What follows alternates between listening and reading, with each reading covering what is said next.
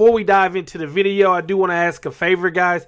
If you could do me a favor and follow me on Instagram. My goal is to get to 5,000 followers on Instagram in a month. And no, I'm not just needing it just for clout, just to feel better about myself. I'm trying to take No More Defeats TV to another level, and the brand deals that I'm working out, they need me to have a good following on Instagram like I do with YouTube, like I do for the Canes After Dark podcast.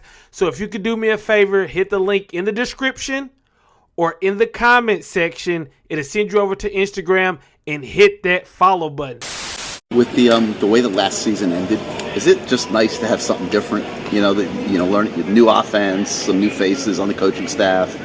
You guys have really turned the page and moved on to something different.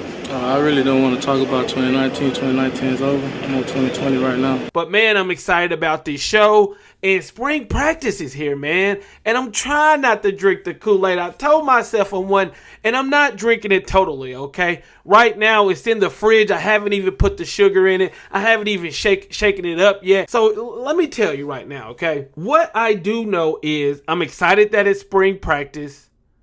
I'm ready for the season to kick off. And I have to say, we still don't know a lot. It's only been a couple days of spring practice. We don't know a lot. But starting this podcast off, I started it off with the clip of Cam Harris. And man, I got to say, I think he's going to become the leader of this offense. And let me tell you why I think that, okay?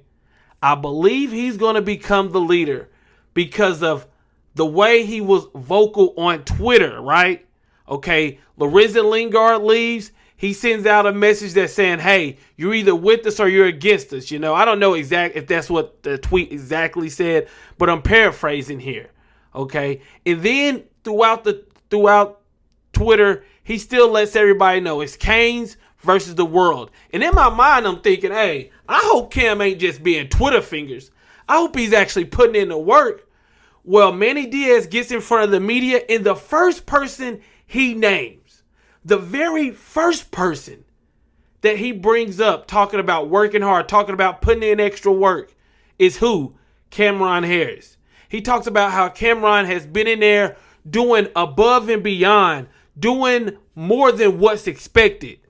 And it's okay to be Twitter fingers. I love it. I love it when players can be very vocal on Twitter, but it's more important that you put in the work because talk is cheap.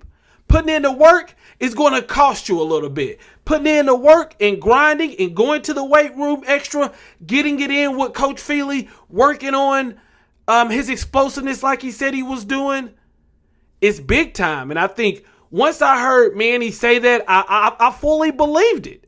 And Manny even went on to say that he hates to just call out one player, and Rhett Lashley backed it up. So the coaches are telling us that Cameron Harris is putting in the extra work. Cameron Harris is being vocal on Twitter and through the media.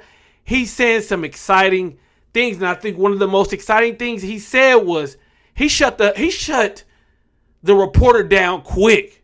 He said, I don't want to talk about 2019. I'm talking about 2020.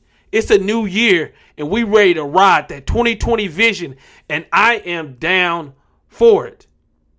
Now, one of the mottos that I live by in life is you either win or you learn, okay? You either win or you learn. The network that the Canes After Dark podcast is on is the NMD TV. That's also my YouTube channel. So, by the way, subscribe. NMD to me stands for No More Defeats. You either win or you learn. If you win, great. You won, you get the prize that comes with that. If you lose, then you've got to learn from it. And last year, Miami lost a lot. Last year, Manny Diaz made a lot of mistakes. And my hope is that we learn from it. My hope is that from what happened last year, the pain that we were put through, I'm still having nightmares. Jaron Williams throwing an interception against FIU. DJ Dallas makes a hell of a play to put us up in the Virginia Tech game. Bubba Baxter misses the extra point. DJ Ivey getting beat deep on a fake punt. The nightmares are still there. But I pray and I hope that this Miami team has learned from it. You either win or you learn. Now, I know we can't erase 2019, but Cameron Harris makes a good point. It's 2020 now. It's a new decade. We got to ride with that. And we don't know a lot right now. It's only been spring practice 2 days. I want to keep telling people that. I see a lot of people making statements, because of 2 practices, this guy's going to do that or this guy's going to do that. We don't know what's going to happen.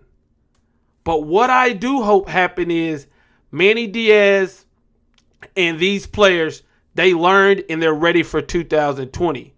Okay? I'm really hoping that is it. And we still got a lot to figure out here, guys, okay? We already know.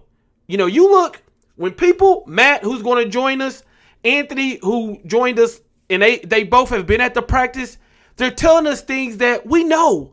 We know we got good talent. Nobody can argue with me that Miami has the most talented roster in the ACC Coastal.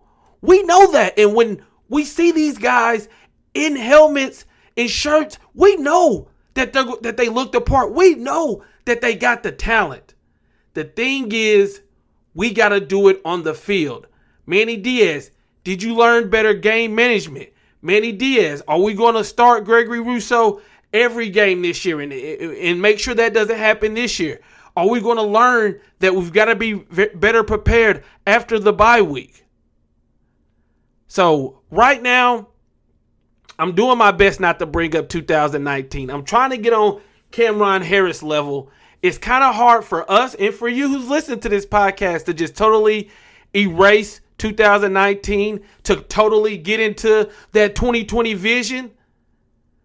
But my hopes is that, yes, they've moved on to 2020, but this Miami Hurricanes team has, in fact, learned from 2019.